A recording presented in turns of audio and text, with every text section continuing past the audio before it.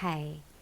Do you feel like you have been betrayed, cheated on, lied to, or let down by someone you trusted?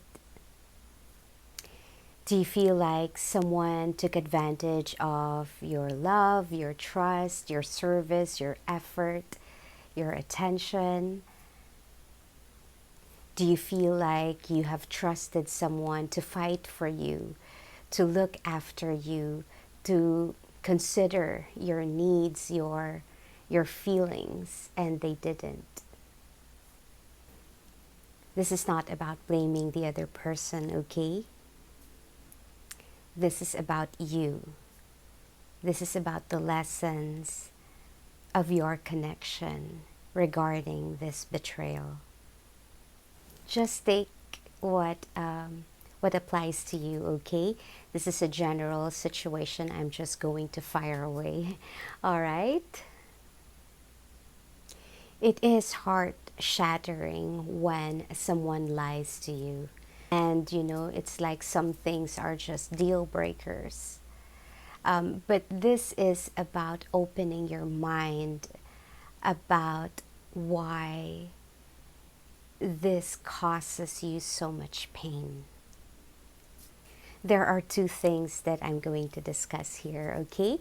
So let's get it on.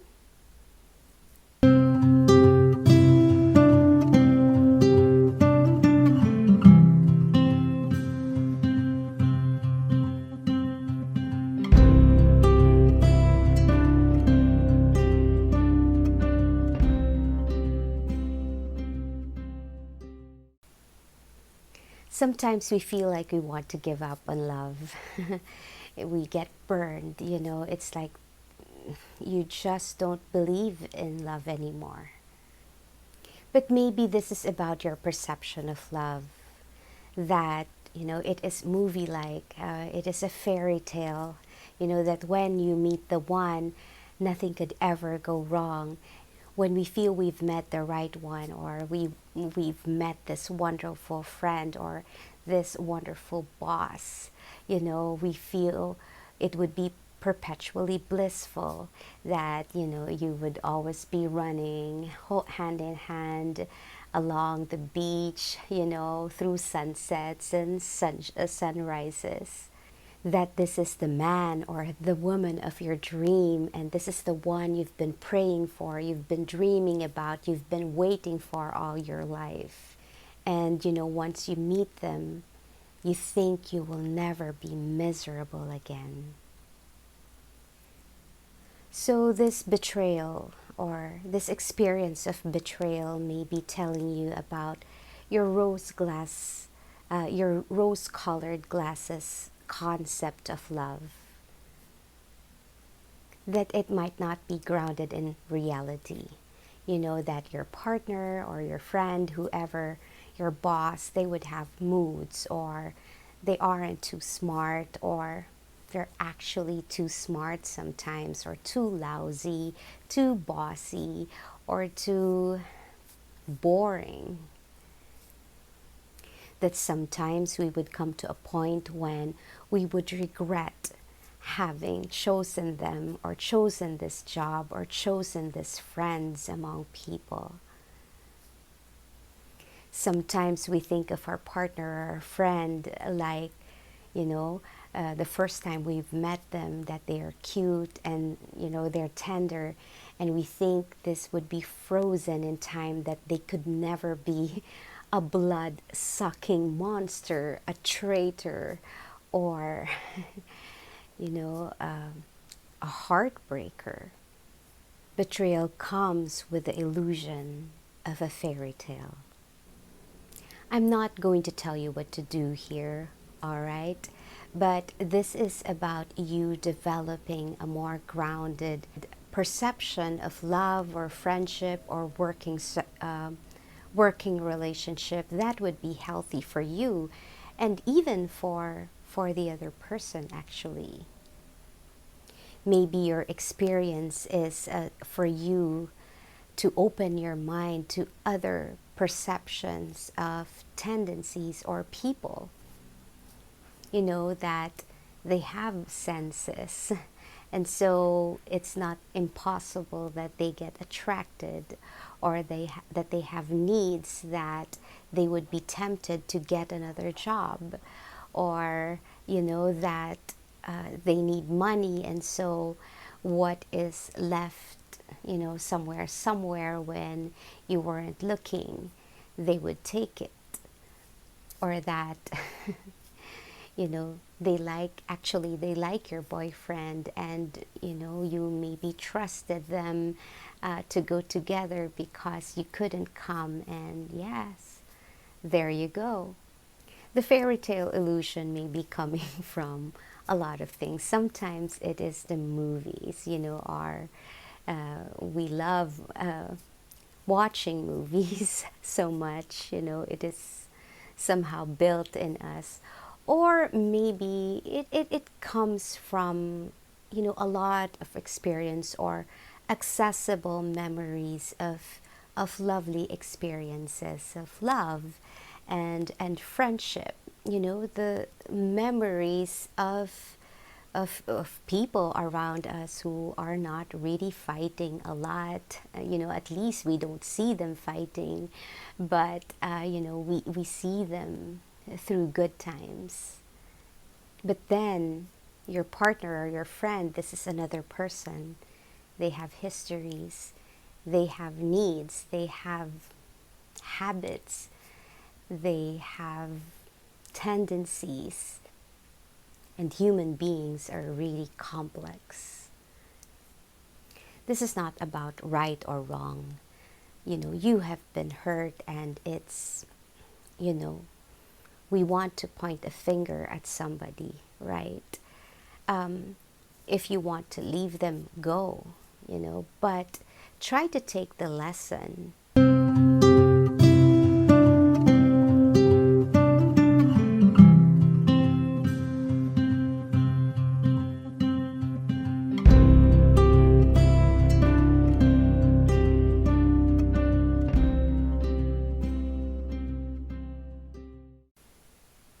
Often when betrayal happens, it is shocking, that we don't expect someone to do this to you, or to let you down, to betray you, to abandon you when, maybe, they're the very people you could trust. It feels like a bomb exploding in you, and you didn't see it coming. But try to recall, there might have been changes in your lover or your partner or your friend. They might have communicated less, or there were words they might have uttered. They might have hinted about something before, but we might have swept it under the rug. Maybe we thought, it's impossible, they can't do this to me. Maybe you thought, well, we're friends like, forever. They can't possibly do that. And so, you brushed it aside and you trusted. Sometimes we are more loyal to others and hardly to ourselves. This experience may be telling you about your signals. It is about you, being alerted of something, and we were probably being tested if we would recognize the signal. We had probably sensed a kind of hunger in their eyes, or a twinkle in our friend's eyes who was actually eyeing our boyfriend, for example. Maybe we think they are too decent, to even fail you. But the signal, when we always disregard it, in every situation, when we always choose to, sweep it under the rug, it gets dulled. This experience may be something to remind you to sharpen your signals, because sometimes we only really feel the pain or feel betrayed because we did not do something when there were already signals. We could have inquired more, we could have investigated, we could have, nagged even, or, asked for their password, or, hid behind the trees to follow or stalk. But instead, we were trusting or we were gullible. So you don't rely on people's values or morality to make you feel safe or to protect you from pain. Maybe this is telling you, or this is happening to you because it is about time that you take charge of your heart, that you yourself should steer your own heart to prevent the dents or the scars, that you should protect your heart instead of handing over your heart to someone to protect it.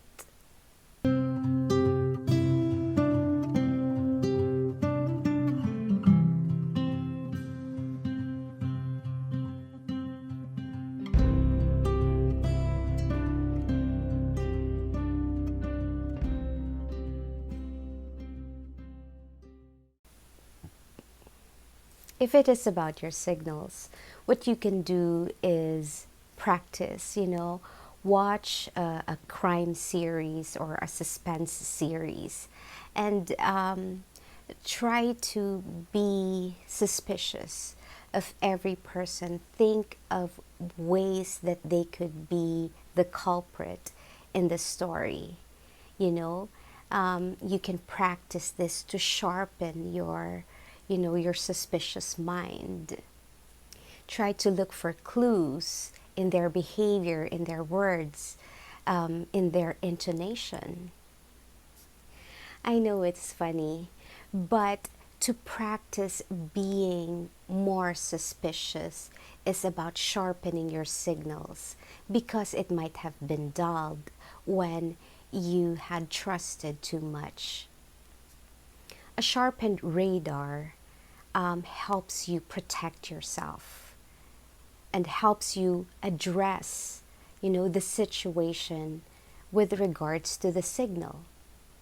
Again, you can investigate, you can ask them, you can clarify with them until you are satisfied with their answers. When we listen to our signals, it is like we are giving importance to ourselves. By listening to our signals, it is a form of self-love because we are valuing how we feel. By sharpening our skills, we are learning to balance, between trusting people and mistrusting them. When we mistrust people, it is more like we are accepting people that they are not perfect, that they have histories, that they have needs, that they have, tendencies. And it is also a way of developing a more realistic perception of people. People, they are not robots that would just switch.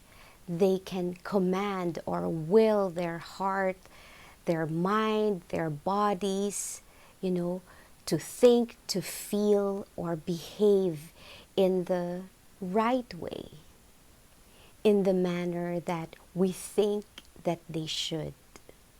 By mistrusting people, we are also allowing ourselves the same allowance, that we are also not robots, that we also have needs, have histories.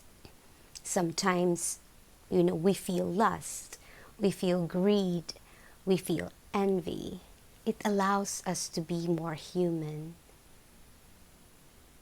It makes it easier for us to accept, to forgive or embrace ourselves, and it helps us to not persecute ourselves.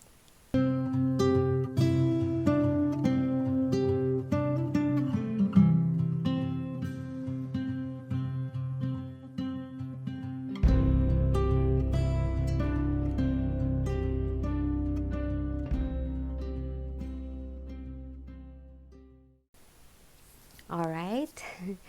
So, two things, okay? Sometimes we have to learn to ground our perception of people, not in a fairy tale kind of way. Of course, you know, it's good when we have the fairy tale, but we also have the grounded reality. A balance would be good. And second is about our signals. We have to sharpen it when it's dull. And when it's too sharpened, we also have to dull it a little, you know, so there's a balance.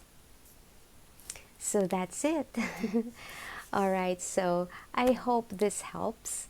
All right, I have other videos. I hope you can check them out too. All right, anyway, I hope to see you again. Bye.